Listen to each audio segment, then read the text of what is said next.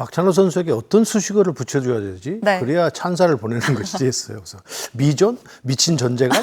뭐 여러 가지 생각을 했어요. 신들이다, 환상적이다. 불타오르네.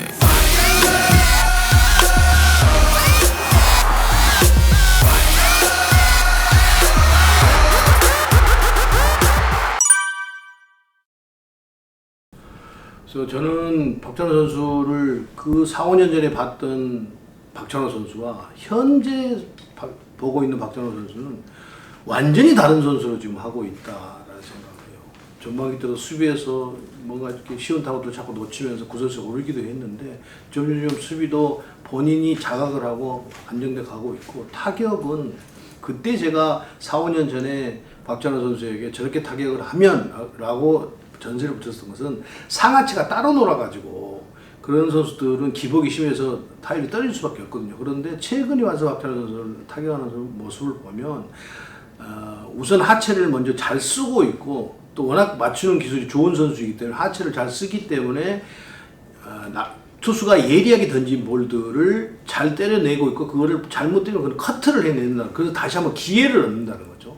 그런 점들이 박찬호 선수가 최근에 좋아진 점이다. 그러다 보니까 자꾸 이제 그렇게 해서 어려운 볼들을 때려내고 커트해내고 하면서 안타를 만들어내니까 이제 거기다가 자신감까지 붙어가지고 무너진 자세에도 안타를 만들어내고 있다는 거죠. 그래서 최근에 박찬호 선수가 상당히 좋은 타격을 하고 있다. 이런 감들을 이제 은퇴할 때까지 유지하는 것이 박찬호 선수가 해야 될 숙제다, 이렇게 봐요. 역시 저는 홈런 타자가 아니더라고요. 네. 투수는 삼진을 잡는다고 해서 꼭 삼진을 잡아지는 게 아니고, 타자는 홈런을 때리겠다고 해서 홈런을 치는 선수는 전 세계에 아무도 없어요. 근데 같은 팀에 있는 김도영 선수와 박찬호 선수를 비교를 하면, 김도영 선수는 약간 파워가 박찬호가 더 있기 때문에 약간 스케일이, 그러니까 농구로 따지면 김도영 선수는 파워포드에 가깝고 박찬호 선수는 가드에 가까워요. 그러니까 거기에 걸맞는 야구를 하면 되는 거예요. 그러니까 본인이 옷에 맞지 않는데 그 옷을 입고 다니니까 똑같이 본인이 그런 장타를 때릴 수 있는 능력이 크지 않는데 장타를 때리겠다고 마음먹는 순간 슬럼프를 빠질 가능성이 매우 높다는 거죠. 그러니까 자기 스타일에 맞게 지금처럼 야구를 하는 것이 박찬호 선수가 최고의 선수가 되는 지름길이 된다, 이렇게 봐요. 그러니까 본래 또 그게 타석마다 1919마다 기다리고 때리고 하다 보면 볼넷이 자연스럽게 따라와야 되는 것이지, 그 볼넷을 만들어내기 위해서 소극적으로 공격을 가져간다든지 이래버리면 오히려 타격 밸런스가 깨질 수가 있으니까, 저는 그건 한쪽에 뭔가를 하겠다고 목표를 설정하고 해서는 안 된다고 봐요.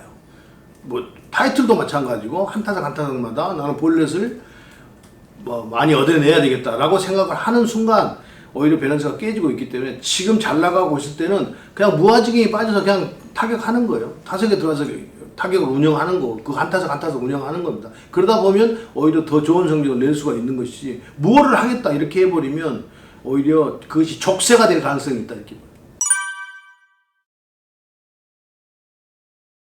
그런데 박찬호 선수는 원래도 수비 범위가, 제가 중계방송 하면서도 에라를 할 때도 전제 조건을 항상 달았던 게, 수비 범위는 유격수에서 KBO 리그에서 가장 넓다, 가장 넓은 선수다, 수비 범위가 라는 것은 항상 얘기를 했었어요. 그런데 이제 그런 쉬운 타구들을 너무 어쩌고저쩌고 놓치다 보니까 자꾸 이렇게 구설수에 오르고 그랬었는데, 그 전에 박찬호 선수가 플레이를 조금 우리가 이제 쉽게 현장에서 이야기하지 좀 날리는 수비를 한다고 그러는데, 그러니까 덤벙덤벙 거린다는 거죠. 그 날리는 수비라는 거죠. 차분하게 하지 못하고.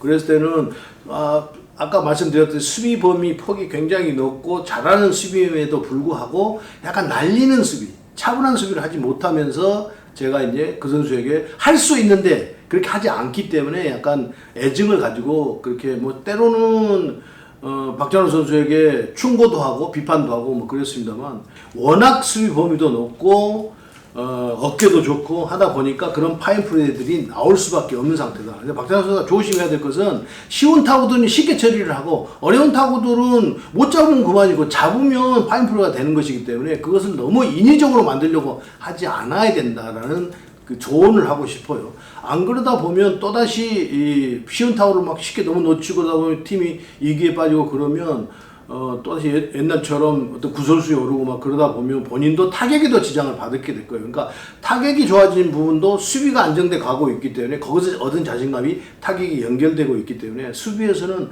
항상 그렇게 차분하게 안정적으로 하는 것이 지금 박찬호 선수가 가지고 있는 생각대로 그렇게 차분하게 한다고 한다면 더 멋진, 더 좋은 파인 플레이가 나올 가능성이 매우 높다 이렇게 봐요. 충분히 가능한다고 봐야죠. 지금 10개 구단에서 박찬호 선수만큼 수비, 공격, 주루에서 박찬호 선수를 능가할 만큼의 성적을 내는 선수가 없기 때문에 저는 당연히 지금 상태에서도 골든글러브를 받을 수 있다고 봐요. 지금 상태에서도. 근데 제가 한 달 전인가 광주 가서 그때 당시에 2할 8푼 땐가 치고 있었는데 지금부터는 박찬호 선수가 이제 해야 될 것은 3할을 치기 위해서 어떻게 해야 될 것인가를 연구하면서 그거를 만들어내야 될 것이라고 했는데 벌써 3할에 접근하고 있고 3할 갔다가 떨어지고 하고 있는데 타격뿐만이 아니라 수비 주로 모든 것이 지금 최고의 절정에 와 있기 때문에 충분히 골든글러브를 받을 수 있는 자격을 갖추고 있다. 지금 상태에서도 그렇다는 거죠. 이것을 꾸준히 나머지 42경기를 유지하고 간다고 한다면 저는 뭐 충분히 박찬호 선수 거라고 생각을 해요.